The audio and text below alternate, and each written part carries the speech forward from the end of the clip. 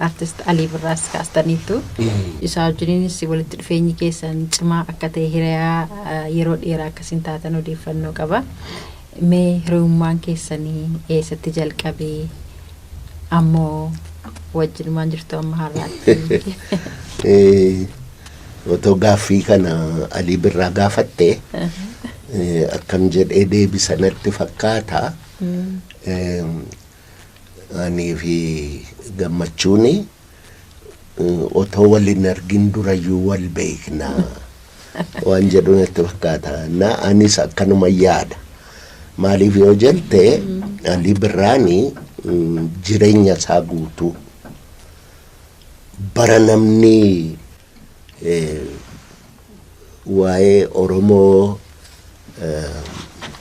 maqaadhuma dhahuu sodaatu.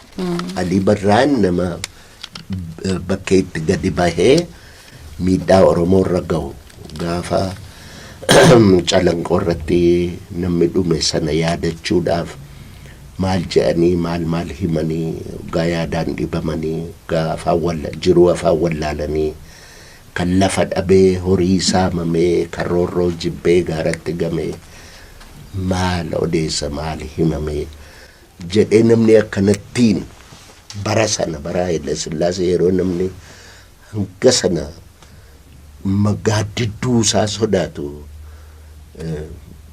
Alii Muhammad Birraa waan Oromoo irratti guyyaa tokko sodaadhaan gara booddee nama hin deebine namni na arge tokko Alii Birraati.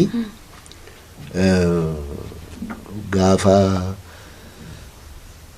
homaa dadhabanii abdii kutatanii jedhan immoo obsiyaa onnee obsan warroomanii waallee nyaatan malee waallee dubbatanii jedhee immoo Oromoo isaa abdii kutachuu ga'e kanam obsii qabsoon bilisummaa karaan isaa dheeraadha obsii jedhee immoo kan gorsu.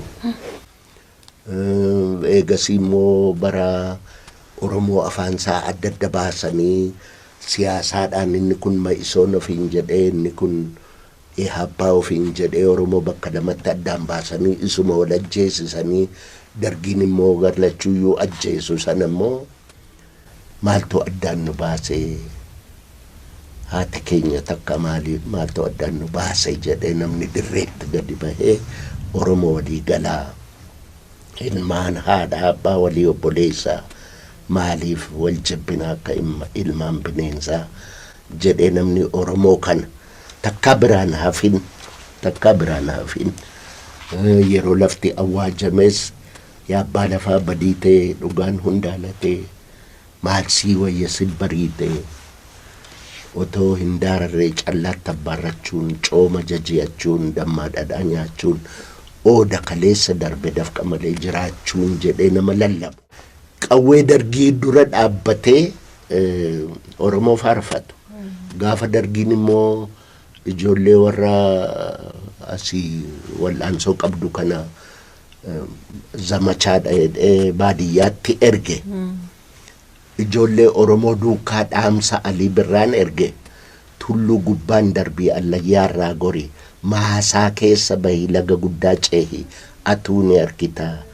Bututtuu uffataa, mishingaa qotataa, horii huhuqqataa qarree irratti uffataa, yaa bartuu dammayxuu warraaqsisitti dhaama, yaadadhu siin jedhaa saba cunqurfamaa. Inni jedhee duukaa dhaamu. Alii Birraa jechuun leenca Oromooti. Alii Birraa jechuun jagna. Alii Birraa jechuun Waaqayyoo kennaadhuma. Nuu kenne tokko keessa Alii Birraa kana. Alii Birraan otoo of dudduuban ilaaliin fuuldura ilaalaa nama hamma har'aatti Oromoodhaaf wal'aansoo qabeedha. Anaafiyyuu fakkeenya anumaaf Alii Birraan fakkeenya naa ta'ee anis uummata waan qabu hundumaa naa kennee asiin na ga'e kanaaf maali wannan kennuufii danda'u yoo hin jedhe wanni gatii ta'uun jiru yoo lubbuu koo ta'e malee Alii Birraanis namu akkanatti yaaduudha. Kanaafuu iddoon ani Alii Birraatiif qabu iddoo guddaadha. Alii Birraan hiriyaa kooti. Akka hiriyaattis wal jaalanna. Akka hiriyaa duwwaa immoo miti. Akka nama wajjiniin lubbuu kee seenaadhaan uummata tokkootiif kennite ittiin ilaalaa. Na walaloo tokko tokkos dhuguma wajjiniin katabne bara dargii yoggaa ijoolleen baay'een nu biraa hidhamanii yeroo amma tokkoof aniif inni walii wajjiniin dabarsinee hoggaa sanatti immoo waanuma Oromoon ta'e kana walaloodhaan akka gurraa Oromoo bira gahu gochuudhaan wajjinii way tokko dhamaaneerraa na Alii Birraa nan kabajaa nan jaalladhaa siin jechuuf.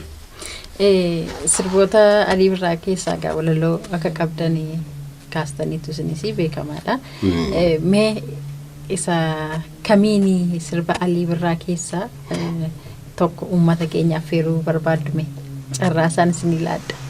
Yaa bartuu dammaqxuu warraaqsi sitti dhaamaa kan jedhu kan. Sagaleedhaan sagaleessituu Dooktar.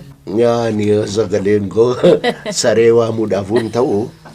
Yaa bartuu dammaqxuu warraaqsi sitti dhaamaa yaadadhu siin jedha saba cunqurfamaa. Tulluu gubbaan darbii hallayyaarraa gori maasaa keessa bahii laga guddaa ceehii atuu ni argitaa bututtuu uffataa mishingaa qotataa. Horii huhuqqataa qarree irratti uffataa. This is amazing. Kun waanuma. Oromoodhuma si agarsiisa. Miidhamaa Oromoo qotee bulaa Oromoo sana si agarsiisa. Kanaafiyyuu Alii Birraanii walaloo Alii Birraa namatu katabaa jedhu. Dhuguma namoonni katabanis jiru. Garuu Alii Birraan sirreesse otoo ofii sirreesse ifin dhugeeffachiisin wanni inni sirbuuyyuu hin jiru. Kanaafiyyuu baay'ee walaloodhuma katabaniitti kennan iyyuu Aliin ifii isaatiif sirreessa dandeettii guddaa qaba. Amma ganamu hundumtuu aartistii jedhama. Kanaafiyyuu Alii Birraatiif maqaan nama hundaaf kennamu kun Alii Birraan aartistii duwwaa miti. Jagnas. Gamnas dhala namaas hin jaalata. Alii Birraan namaafuu jibban qaba. Alii Birraan wanni inni jibbu nama yookiin aadaa uummata biraa miidhu kana arguu kan cunqursu kana hin jaallatu.